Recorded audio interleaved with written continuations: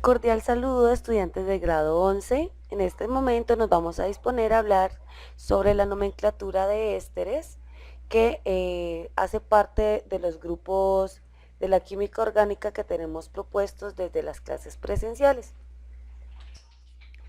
Los grupos ésteres se van a caracterizar porque dentro de ellos está la formación COOR, donde R va a pertenecer a la cadena principal y en el carbono primario va a estar unido con dos oxígenos, uno con un doble enlace y el otro con un solo enlace. Y el R' va a ser el grupo funcional o el grupo radical al cual se le va a adherir a esta cadena principal. Estas dos R's pueden ser iguales o diferentes y esto va a determinar también su nombre. La mayoría de los ésteres tienen aromas muy agradables y se utilizan en fragancias. En este momento vamos a observar la fórmula general del grupo éster. Si nos damos cuenta, tenemos que en los ésteres la R me va a constituir la cadena principal en donde va a estar incluido el carbono primario final que va a tener el doble enlace con un oxígeno y el enlace sencillo con el otro oxígeno. Aquí este oxígeno va a ser intermediario entre la cadena principal del éster y el grupo radical. Entonces, este oxígeno también va a tener dos enlaces, un enlace con este carbono y otro enlace con este carbono y otro enlace con el carbono del radical que lo va a acompañar. También va a haber un modo de nombrarlos. Vamos a ver la clase de reglas que nos van a servir para poderle dar nombre a los grupos éster. La primera regla es que los ésteres proceden de condensar ácidos con alcoholes, es decir, que se genera una reacción de ácidos carboxílicos más alcohol y el producto de esta reacción va a generar un éster que se va a nombrar como una sal de ácido de la cual provienen. En la nomenclatura IUPAC pues se cambia la terminación oico que proviene del ácido y la vamos a cambiar por la terminación oato, que es una terminación que me indica que es una sal, terminando con el grupo alquilo unido al oxígeno, es decir, al grupo radical. En este caso, en el primer caso tenemos el metanoato de metilo. Entonces, nos damos cuenta que tenemos la misma cantidad de carbonos tanto en la cadena principal como en el radical. Entonces, ¿por qué se llama metanoato? Tenemos un solo carbono en todo este grupo éster, ¿cierto? Entonces, un solo carbono va a tener el doble enlace con el oxígeno, con un oxígeno y el enlace sencillo con el otro oxígeno, dejando un enlace del oxígeno para unirse al grupo radical, que en este caso sería un metil. Entonces, tenemos que la parte de el éster se va a llamar metanoato. Habíamos definido que la terminación iba a ser ato porque iba a ser una sal. Entonces vamos a tener el metanoato de metilo. En este segundo caso, vamos a ver que la cadena principal está constituida de dos carbonos, es decir, un etil. Pero como tenemos el acompañamiento de los dos oxígenos que son característicos de los ésteres, pues va a recibir el nombre de etanoato y vamos a nombrar finalmente el grupo metilo. Entonces este compuesto se va a llamar etanoato de metilo. En este otro caso tenemos que en la cadena principal del éster hay tres carbonos, es decir que es un propil. Este propil unido a los dos oxígenos del éster va a tener el nombre de propanoato. Es decir, va a mantener su nombre de alcano, pero se le va a adicionar la terminación ato. Entonces vamos a tener el propanoato de, aquí tenemos como grupo radical, el grupo etilo. Etilo, ¿por qué? Porque tiene 2 carbonos, entonces vamos a tener acá el propanoato de etilo. Y en este último caso,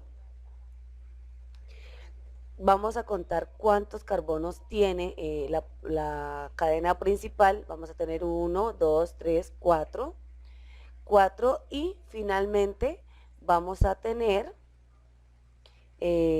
ya unido con los oxígenos característicos de los ésteres, que se va a llamar butano, terminación ato, de, y aquí termino con el grupo radical, que en este caso es el metil. Entonces vamos a tener que ser el butanoato de metilo. Está bien nombrado si yo pongo metanoato de metil o metanoato de metilo. La adición o la supresión de la O no hay ningún problema. El nombre no tiene. En la regla 2, para la nomenclatura de ésteres, pues nos vamos a dar cuenta que los grupos ésteres van a ser los grupos prioritarios frente a las aminas, alcoholes, cetonas, aldehídos, nitrilos, amidas y aluros de alcanoilo. Y pues estos grupos se van a nombrar como sustituyentes, siendo el éster el grupo funcional. Entonces, en el primer caso, nos damos cuenta que observamos un grupo OH, es decir, un grupo hidroxilo, y vamos a nombrarlo como un sustituyente. Entonces, vamos a iniciar el carbono 1, va a iniciar desde donde se da el doble enlace con el oxígeno, bueno, los enlaces con el oxígeno. Empezamos como carbono 1, 2, 3, 2, 3 y 4. Es decir, que ubicamos el grupo hidroxilo en el carbono 3. Entonces empezamos a nombrarlo. 3-hidroxi. Aquí ya sabemos que aquí es el hidroxi. Butanoato, porque tenemos 4 carbonos. Butanoato de metilo. Entonces aquí tenemos el metilo. Entonces tenemos finalmente el 3-hidroxibutanoato de metilo. En este segundo ejemplo, nos damos cuenta que la cadena principal está constituida de 6 carbonos. Carbono 1, 2, 3, 4, 5 y 6. En donde tenemos 2 grupos funcionales extra al éster. Entonces, tenemos que el grupo OH, que va a ser el grupo hidroxilo, por eso tiene su prefijo de hidroxi. En el carbono 6, no sé si se acuerdan, es el grupo aldehído. Y ese grupo aldehído, pues como no lo tenemos como grupo prioritario, pues entonces vamos a nombrarlo como oxo. Y finalmente ya el grupo éster. Entonces, empecemos a nombrarlo. Tenemos 3, que el hidróxido está en el carbono 3, entonces 3-hidroxi. Aquí nos damos cuenta que aquí hay una lineecita, eso quiere decir que hay un metil. 3-hidroxi, 4-metil, 6-oxo, no vamos a decir aldehído, sino oxo, porque tenemos un oxígeno, pues el carbono está ahí adherido el hidrógeno está adherido ahí al carbono. Y finalmente ponemos hexanoato, hexa porque venimos de 6 carbonos, hexanoato de etilo, que el etilo vendría siendo el adherente ahí, ¿no? Entonces hexanoato de etilo, que aquí lo tenemos, etilo porque tiene 2 carbonos. En la regla 3, los ácidos carboxílicos y anhídridos tienen polaridad sobre los ésteres, que pasan a nombrarse como sustituyentes alcohidroxicarbonil. Como habíamos dicho, los ésteres provienen de la reacción de ácidos carboxílicos más alcoholes. Entonces, en este caso, va a prevalecer el ácido carboxílico, que lo vamos a tener, acuérdese, con esta terminación. Entonces, el ácido carboxílico lo vamos a tener aquí, en donde voy a iniciar con el prefijo ácido, en este caso, y el carbono 1 va a iniciar desde donde está el grupo carboxilo. Entonces, el carbono 1, 2, 3, 4, 5, y ya la parte de el éster, que esta sería la parte del éster. Entonces, empiezo a nombrarlo. Entonces tengo ácido, ¿cierto? Aquí voy a nombrar como un sustituyente o un radical, en este caso, en el carbono 5, metoxicarbonil. ¿Por qué metoxi? Porque aquí no va a estar los oxígenos solitos, sino que van a estar pues con un carbono, y todo este grupo aquí va a haber un carbono, ¿no? Y todo este grupo va a ser el grupo éster. Entonces metoxi porque viene de un metil, metoxicarbonil porque aparte de todo ese metil tenemos acá otro grupo metil, entonces tenemos que decir que proviene del carbono, pentano oico, ¿cierto? Entonces tenemos que son 5 carbonos y damos la terminación oico que se da en los ácidos carboxílicos. Este otro caso no es diferente, solo que aquí tenemos un halógeno, tenemos el bromo, ¿cierto?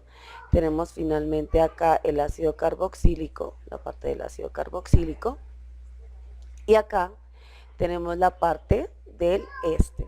Entonces habíamos quedado que el éster cede su protagonismo y en este caso lo va a tomar los ácidos carboxílicos. Entonces tenemos que esta cadena principal está constituida por 7 carbonos, en donde vamos a empezar a ubicar a los grupos funcionales como sustituyentes. Entonces tenemos ácido, empezamos con el ácido, ¿cierto?